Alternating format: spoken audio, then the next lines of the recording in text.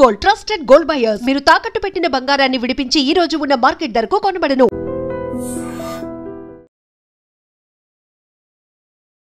నమస్కారం, welcome to I dream. ధర్మ మార్గం విత్ విజిత కార్యక్రమానికి స్వాగతం.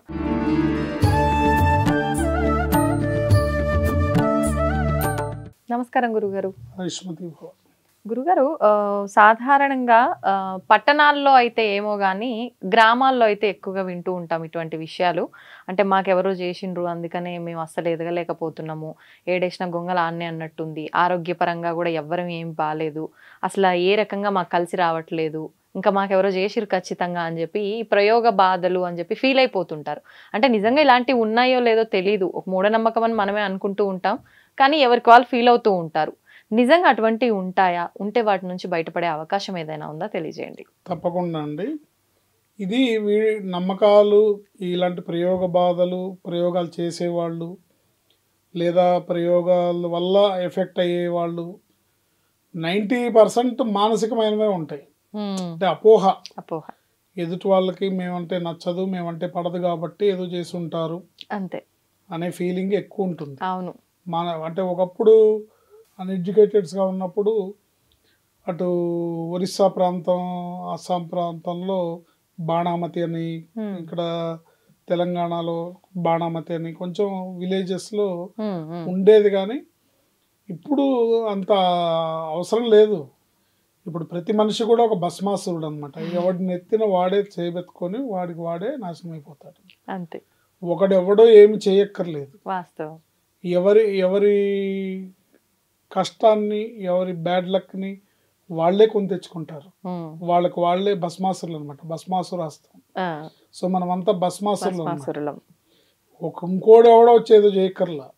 మనకు మనమే మనం చేసే పనులు, మనం చేసే ఆలోచనలు, మనం మాట్లాడే మాటలు, చేసే క్రియలు, ఎదుటివారి పట్ల మనం చేసే బిహేవియర్, ఇవన్నీ పాపాల రూపంలో వస్తుంటాయి. అవే ఎఫెక్ట్ అవుతుంటాయి. కానీ 90% ఆఫ్ ది పీపుల్ ఏంటంటే ఎదుటి వాళ్ళు ఏదో మాకు చేశారు, వాళ్ళకి మేము నచ్చదు, వాళ్ళకి మేము గిట్టము కాబట్టి మా మీద పడి ఏడుస్తున్నారు, కాబట్టి వాళ్ళు ఏదో చేసి ఉంటారు అని అంటారు. నిజంగా వాళ్ళు చేసినా కూడా ఈ కలియుగంలో మీరు నిజంగా దైవ భక్తులు అయి ఉండి, మీరు మంచి వాళ్ళు అయి ఉంటే ఎదుటి వాళ్ళు ఏం చేసినా కూడా తగలదు. అంతే అంటారా గురుగారు? అంతే. 100కి 100 రూపాయలు అంతే.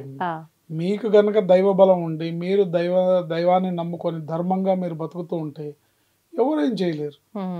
కాకపోతే ఎదుటి వాళ్ళు ఏదో చేశారు, ఎదుటి వాళ్ళు అనుకున్నా కూడా ఈ కలియుగంలో అవన్నీ పనిచేస్తాయా? తపస్సు చేస్తుంటే భగవంతుడే రావట్లేదు, ఇంకా ఇవి ఎక్కడి నుంచి వస్తాయి కదా. అందుకని 99% ఉంటాయి. కానీ అక్కడక్కడ కొంత ఈ మనుషుల్లో పెరిగిన కల్మషాలు, మనుషుల్లో పెరిగిన ఈ స్వార్థపూరిత బుద్ధి, తర్వాత ఓర్వలేనితనము, తర్వాత సెల్ఫిష్నెస్, నాకే కావాలని అనుకోవడము, నేనే బాగుండాలనుకోవడము, ఇలాంటివన్నీ కొన్ని సందర్భాల్లో ఏదన్నా ఉండొచ్చు. ఉన్నా కూడా ఏదైనా సరే మనం భగవంతుడిని వదలకూడదు. అంతే. మనం ధర్మంగా ఉండాలి, మన నడవడిక కరెక్ట్గా ఉండాలి, మన ఆలోచన కరెక్ట్గా ఉండాలి. If you think you will win, you will win. If you think you will lose, you will lose. అంతే.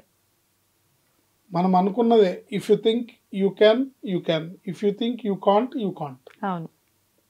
అంటే చేయగలమంటే చేయగలం, చేయలేమని చేయలేం. ఇట్లాగే ఏది నన్ను ఏం చేయలేదు అని అనుకున్నా అనుకోండి, వాళ్ళకి నిజంగా ఏమి తగలవు. ఒకవేళ నిజంగా ఉన్నా కూడా చాలా మొండిగా ఉన్నారు, వానికి ఏం కాదు అని ఏం కాదు అంటుంటారు కదా. అలాగే ఉండాలి. కానీ మనం ధర్మం తప్పకూడదు, మనం స్వార్థపరులుగా ఉండకూడదు. మన పని, మన ధర్మాన్ని మనం నిర్వర్తిస్తూ ధర్మ మార్గంలో మనం నడుస్తూ మనం ఉన్న దాంట్లో భగవంతుడిగా భక్తిగా, భక్తిపూర్వకంగా ఉంటూ అన్ని మంచి పనులు చేస్తూ ఉంటే మనకి ఏ చెడు, ఏ ప్రయోగాలు, ఏ బాధలు ఉండవు. కానీ గురుగారు, కొన్నిసార్లు మనం అంత నిస్వార్థంగా ఉండి అతి మంచితనంగా ఉన్నా కూడా ఎక్కువ ఇబ్బందుల పాలవ్వాల్సి వస్తుంది, మన తప్పు లేకుండా. అలాంటి సందర్భాల్లో అనిపిస్తుంది. అదే అంటున్నామా, ఇది మానసికమైంది. ఇప్పుడు మీరు మంచి వాళ్ళే, అన్ని మంచిగా చేస్తున్నారు, ధర్మంగానే ఉంటున్నారు, కానీ మానసికంగా వీక్ అనుకోండి వచ్చి అంటారు. ఈ ఆలోచనలు దెబ్బ కొడతాయి. అవును. సో మానసికంగా దెబ్బ కొట్టాలి తప్ప ఇవి ఎవరైతే ధైర్యంగా ఉంటారో, ఎవరైతే ఇప్పుడు అంతమంది రామాయణంలో వానరసేన అంతమంది రామకార్యార్థమై లంకకి వెళ్ళారు. కానీ అంతమందిలో ఎంతమందికి ఆంజనేయ స్వామికి ఉన్నంత ధైర్యం ఉంది, ఆంజనేయ స్వామికి ఉన్నంత బలం ఉంది, అంత తెగింపు ఉంది. సో ఆయన ఎట్లా చేశాడు? సో ఆ ధైర్యము బలము అనేది ఇంపార్టెంట్. దానివల్ల మనకి ఏమవ్వదు, భగవంతుడు నా యందు ఉన్నాడు, నేను ధర్మ మార్గంలో ఉన్నాను, నేను మంచి పనే చేస్తున్నాను, నేను మంచిగానే ఉంటాను, మంచి ఆలోచిస్తాను, మంచి మాట్లాడతాను అని అనుకున్నప్పుడు మనకి ఏవి తగలవు. అంతే మీరు అన్నట్టుగా హనుమంతుడు ఎప్పుడైనా రాముడు నా హృదయంలోనే ఉన్నాడు, నా పక్కనే ఉన్నాడు, నా చుట్టూరే ఉన్నాడు అని నమ్ముతాడు కదా. నమ్ముతాడు. అందుకని సో ఆయన్ని ఏ దుష్టశక్తి ఏమి చేయలేదు కదా. ఎందుకు చేయలేదంటే ఆయన ధైర్యం, ఆయన నమ్మకం. అంతే. ఏంటి ఏది నన్ను ఏమీ చేయలేదనే నమ్మకం. అలాంటి స్థితప్రజ్ఞత కలిగిన భక్తితో, నమ్మకంతో, ధైర్యంతో అంతటి బలవంతులుగా ఉంటే ఎవరికి ఏం తగలదు. సో మనం ఇప్పుడు కలియుగంలో ఉన్నాం. మనకున్న ఒత్తిడి మనకుంది. ఎంత చెప్పినా సరే మన వీక్ మైండే కాబట్టి మనం ఎప్పుడు కూడా అటువంటి ఆలోచనలోనే పడుతూ ఉంటాం. నాకేదో జరిగింది. ఇలాంటి వాళ్ళు ఎవరైనా సరే ప్రతిరోజు ఒక 11 సార్లు హనుమాన్ చాలీసా చదవడం అలవాటు చేసుకుంటే ఎటువంటి ప్రయోగ బాధలు మీకున్నా, ఆ బాధలు నిజంగా ఉన్నా లేకపోతే అవి మీ అపోహలైనా ఏవైనా సరే మీ అపోహ పోతుంది. ఒకవేళ ఓన్లీ అపోహ అయితే అపోహ పోతుంది. అంతే. ఒకవేళ నిజంగా ఎవరో చేశారనే నిజంగా కష్టం ఉంటే అది తొలగిపోతుంది. ఏంటి 11 సార్లు హనుమాన్ చాలీసా చదవాలి. ఒక అద్భుతమైన ఆంజనేయ స్వామి మంత్రం ఉంది, ఆ మంత్రాన్ని చదవాలి. మర్కటేశ మహోత్సాహ సర్వశోక నివారక శత్రూన్ సంహార మాం రక్ష శ్రియం దాపయబో హరే. మర్కటేశ మహోత్సాహ సర్వశోక నివారక శత్రూన్ సంహార మాం రక్ష శ్రియం దాపయబో హరే. ఈ మంత్రాన్ని ఎన్నిసార్లైనా చదవచ్చు రోజు.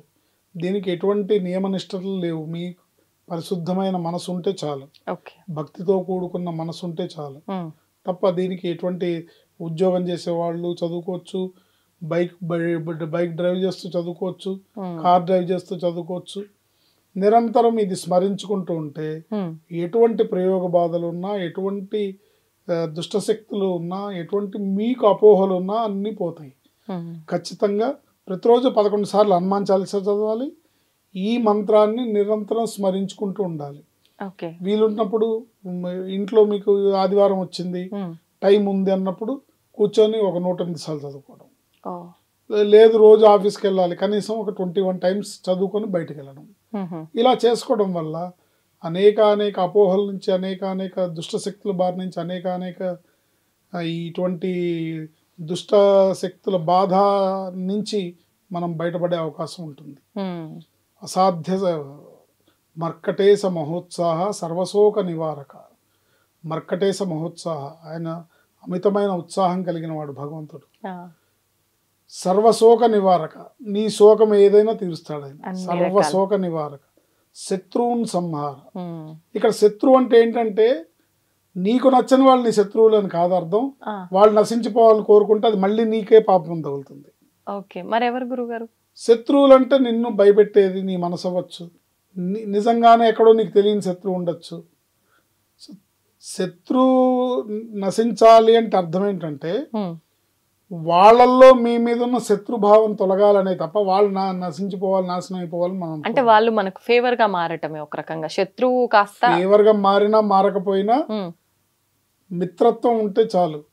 సాధు స్వభావంతో, మృదు స్వభావంతో ఉండి, అంటే ఎదుటి వాళ్ళు మన మీద వాడు నాశనం అయిపోవాలను, వీళ్ళు పాడైపోవాలను, మేమే బాగుండాలను, ఇలాంటి భావన ఎవరికన్నా ఉంటే తొలగిపోయి వాళ్ళు కూడా అందరూ బాగుండాలి, అందులో మనం ఉండాలి అంతే అని అనుకోవాలి. ఎవరైనా సరే అందరూ బాగుండాలి, అందులో మనం ఉండాలి అని అనుకోవాలి.